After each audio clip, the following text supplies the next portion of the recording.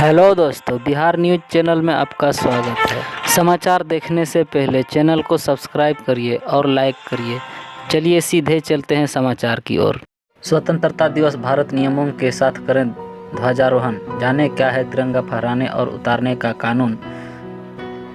देश भर में इस वर्ष 15 अगस्त को 78वां स्वतंत्रता दिवस सेलिब्रेट किया जा रहा है।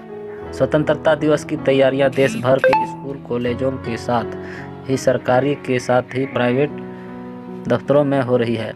स्कूल कॉलेज के साथ ही ज़्यादातर सरकारी दफ्तरों में स्वतंत्रता दिवस के मौके पर ध्वजारोहण कार्यक्रम का आयोजन किया जाता है। अगर आप करने जा रहे हैं तो उसके लिए बनाए गए नियमों का विशेष ध्यान रखें ताकि किसी भी प्रकार से हमारे तिरंगे का अपमान ना हो सके।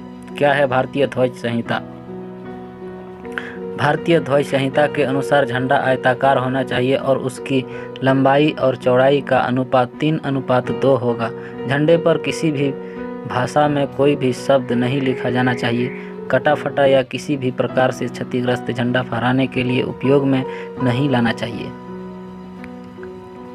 ध्वजारोहण के समय इन बातों का रखें ध्यान। ध्वजारोहण के लिए उपयोग किए जा रहे तिरंगे में किसी भी प्रकार की गंदगी नहीं होनी चाहिए। ध्वजारोहण के समय तिरंगा झंडा किसी भी प्रकार से ज़मीन को नहीं छूना चाहिए। तिरंगा को ऐसे जगह फहराया जाना चाहिए जहां से वह हर किसी को दिखाई दे।